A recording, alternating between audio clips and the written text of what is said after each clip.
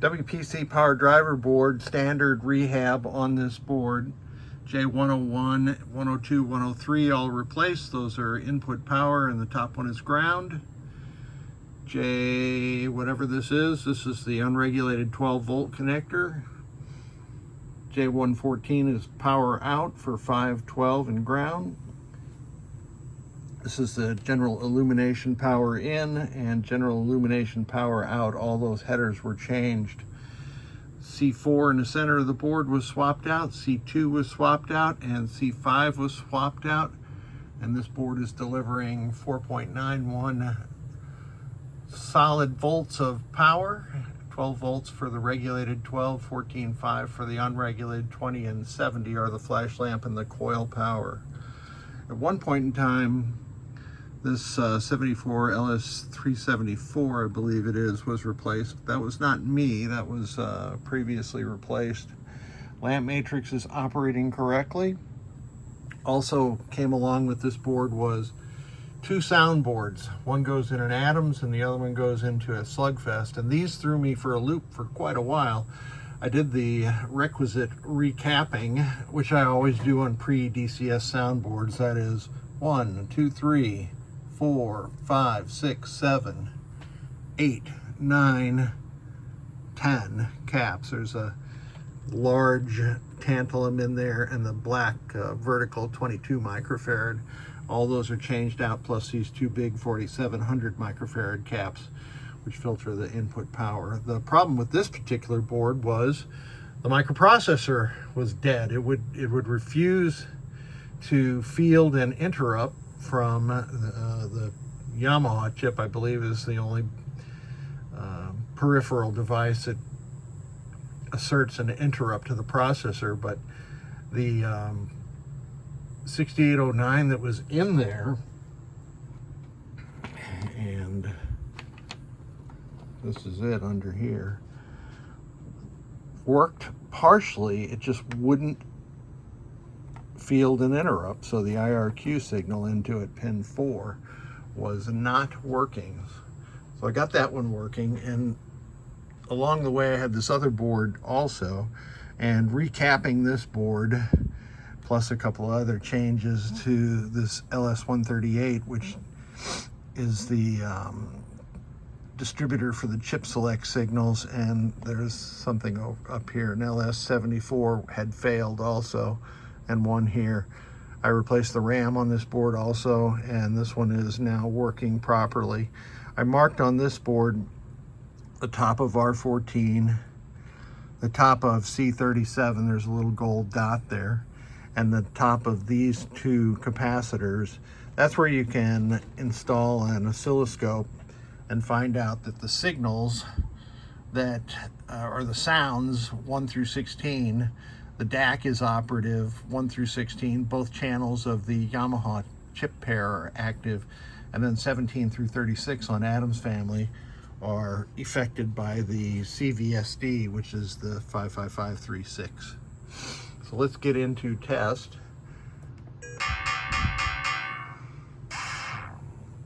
Normal, since I'm not in an Adams family. And we don't have to test that. We do have to test solenoids though. We are testing a solenoid driver and a soundboard. Good news on the soundboard is that it's making the diagnostic sound.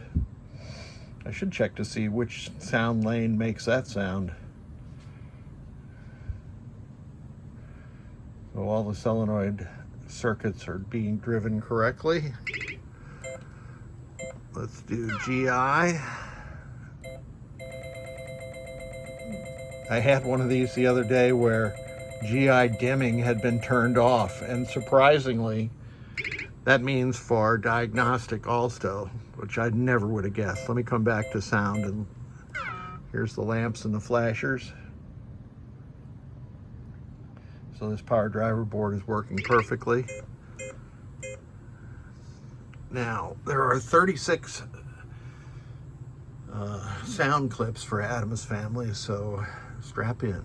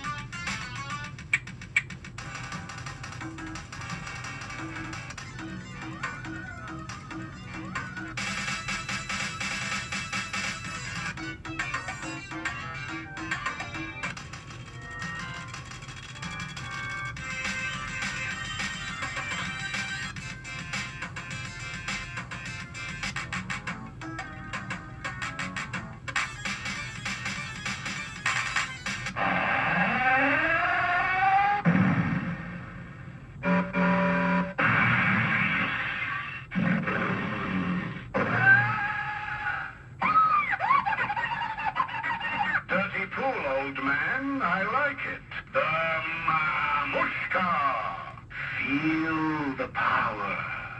Showtime! 50 million! Triple jackpot! It has to warm up, so it can kill you! Why, thank you, Bing. Greed. You're a funny guy. Look, darling, just what we've been searching for. Adams has some great call-outs. So this soundboard is good to go. Let me put the other one on and I'll show you how to attach a scope here to see which sound lane is active. I have a scope now attached to the top of tantalum capacitor C37, which is in the CVSD lane. So for sounds 17 through 36, we're going to see some activity there. Let me see let's see if the CVSD is part of the diagnostic sounds. Nope. Nothing coming out of there at all. So I'm going to start sound and music test on this board.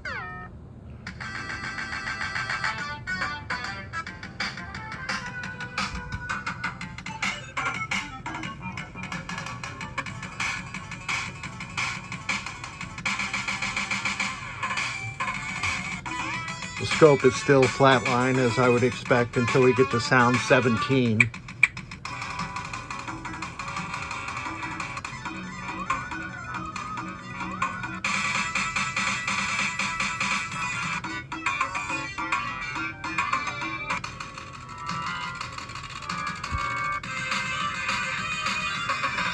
Okay. 15. 16, 17.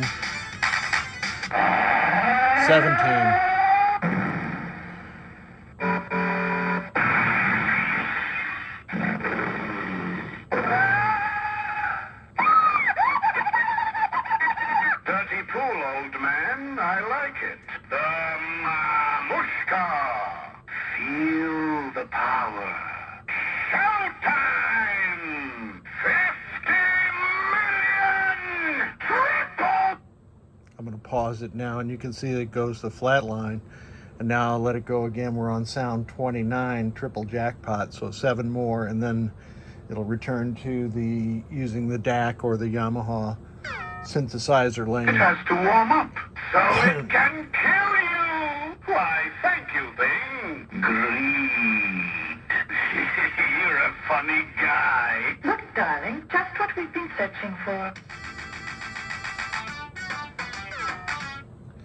So we're back to sound 1, and that lane now is flatline. Let me move my connection. Boy. You know what? I'm going to power off. Then I'm going to move my connection. And we got it on the top side of channel 1 now.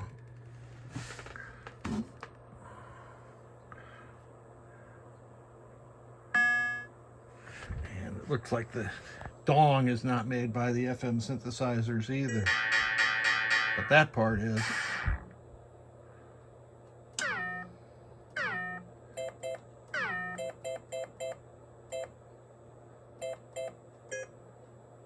Okay.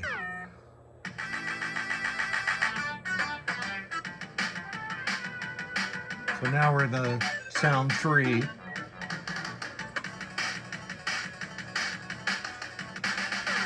And again, you can use this to see if there's any activity. Really, it's pretty crude or blunt force. All we're really looking for is some kind of waveform other than the white noise waveform to be coming out of this sound lane. And then I can check to see if the chip selects are correct, the data is getting to it correctly, etc. But I know that the analog signal from these devices is working at this point.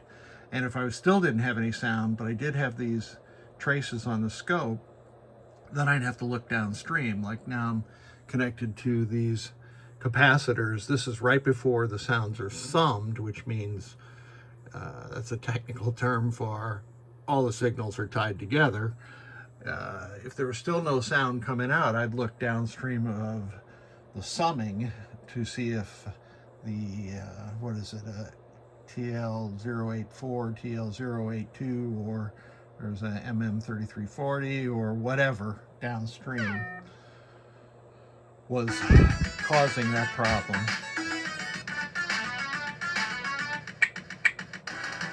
Interesting, the click click there came out of a different sound lane.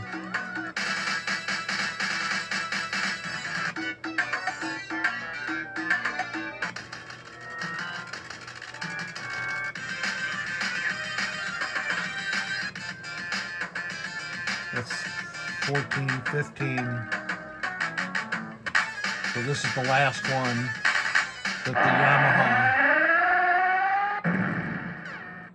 the Yamaha sound synthesizers make, which is that YM2151 and a YM3012. So this soundboard's working 100% also. I'll ask the client if he wants Slugfest ROM or Adams ROM in there, and get it back to him. Thank you so much. It's been a protracted wait because these were a little bit of a booger.